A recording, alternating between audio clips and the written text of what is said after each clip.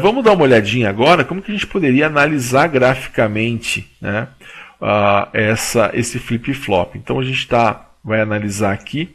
Eu tenho aqui um canal, imagina isso, um osciloscópio, né, com 4 canais. Então eu tenho um canal aqui mostrando o clock, eu tenho um canal mostrando aqui o meu J e um canal mostrando o meu K. Para fazer esse exercício, eu vou considerar inicialmente a minha saída, e eu preciso fazer isso, eu vou considerar a minha saída em nível lógico 0. Tá? Por quê? Porque aqui, ó, a hora que ele começa, né, provavelmente esse clock começou e ele veio de algo assim, né, passando de 0 para 1. Passagem de 0 para 1 não acontece nada, ele mantém o que estava, mas o que ele estava? Né? Então vamos imaginar aqui que inicialmente eu tenho aqui um nível lógico, eu tinha na saída um nível lógico 0, né, antes de entrar tudo isso. Então se aqui eu tenho uma borda de subida, né, a borda de subida não acontece nada. Tanto faz o J, né, tanto faz o K, a minha saída que era 0, né, supostamente 0, ela vai continuar em 0. Tá? Então, supostamente, eu imaginei que aqui inicialmente eu tinha um nível lógico 0, ele continua em nível lógico 0. Então, eu analisei esse instante aqui. Esse segundo instante, vou analisar ele aqui, eu vou olhar para o clock. Olha o que está acontecendo com o clock nesse instante. Ó, ele estava em 1.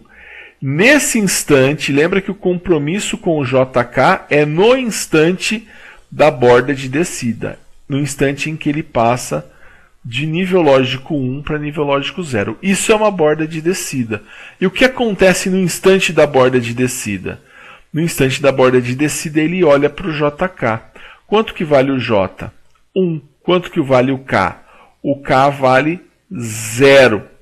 Então, se o J vale 1 e o K vale 0, eu vou olhar para o JK, porque nesse instante que é a borda de descida ele mandou eu olhar. Então, J em 1, K em 0, eu tenho aqui, ó, J em 1, K em 0, a minha saída é 1. Então, eu vou representar aqui o nível lógico 1 durante esse tempo.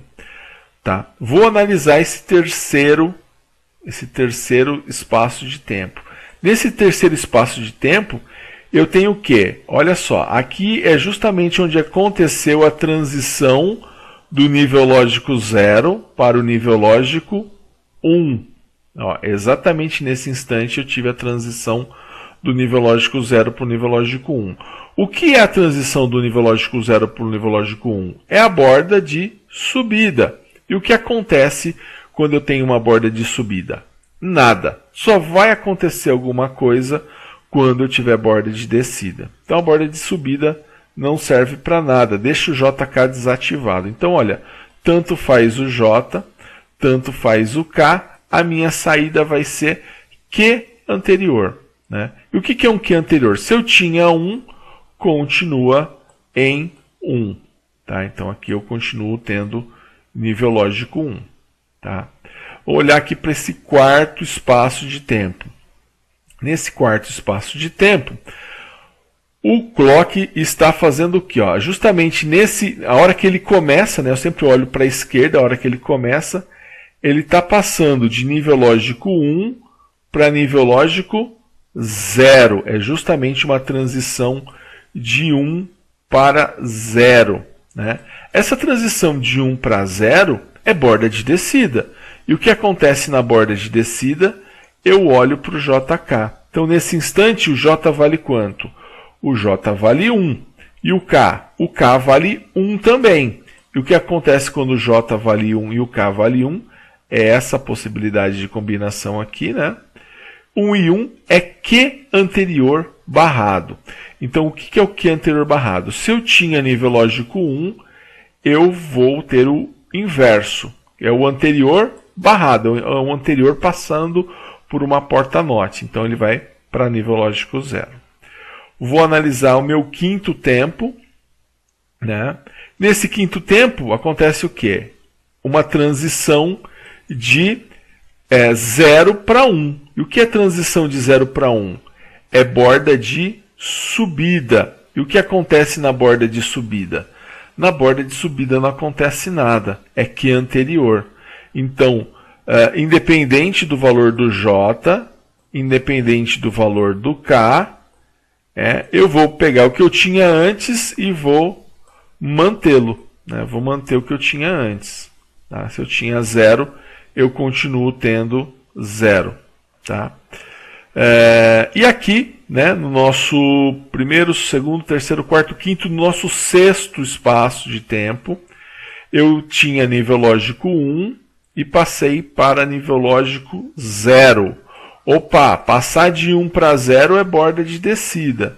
E borda de descida significa que eu vou olhar para o JK. Quanto que vale o J? O J vale 0 e o K vale 0.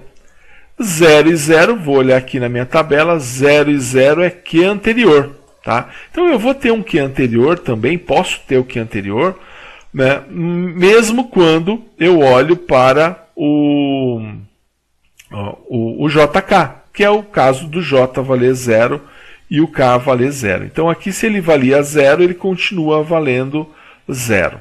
Tá? E no último instante de análise nossa, eu estou passando, o clock está passando de 0 para 1. Né? E essa passagem de 0 para 1 é uma borda de subida. Né? Se eu tenho uma borda de subida, não acontece nada, porque tanto faz o J e o K, que a minha saída vai ser a mesma que eu tinha antes. Então ela vai ser 0. Tá? Então se eu tinha 0, o que anterior é 0.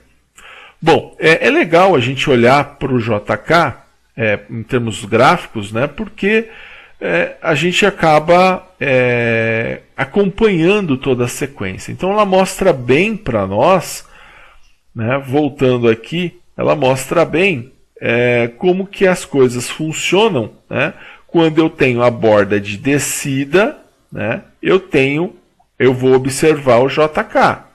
Aí eu vou olhar para o JK na borda de descida. Mas quando eu tenho a borda de subida, não acontece nada. De novo, aqui, borda de descida, eu olho para o JK. Né? E aí pode ter uma modificação no meu circuito. Na borda de subida não aconteceu nada. Na borda de descida, eu olhei para o JK. Já na borda de subida não aconteceu nada. Então, as coisas só acontecem no flip-flop JK quando a gente tem uma borda de descida, que é a transição do nível lógico 1 para o nível lógico 0. Vamos ver agora um circuito. Né? Vamos analisar um circuitinho bem interessante. Vamos tentar desvendar o que esse circuito vai fazer. Então, está aí na tela. Ó, e vamos dar uma analisada. A gente tem um flip-flop JK. Né? O J e o K eles estão interligados e ligados ao VCC, a 5 volts. A saída Q está ligada num resistor e está ligada num LED. Então, a gente tem aí essas conexões, ó, saída Q, resistor, LED. J ligado no K, ligado no 5 volts.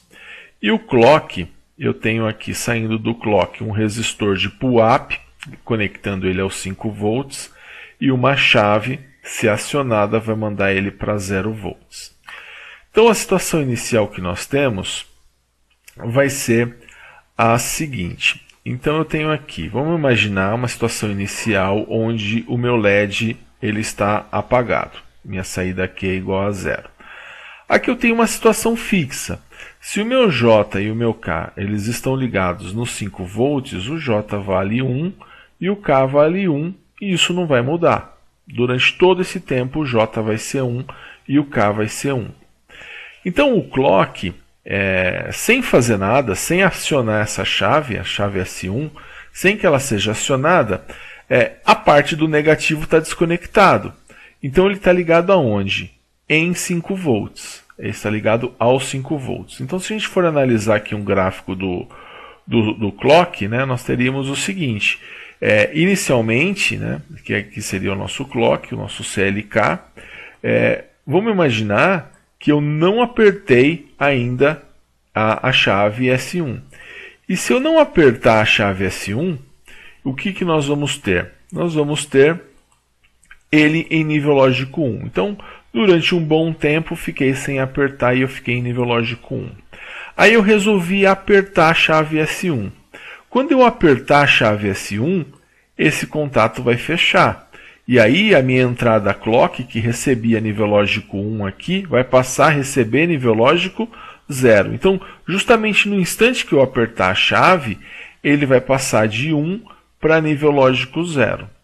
Então não importa se eu ficar 10 minutos segurando essa chave, ou se meio segundo, ou se um milissegundo.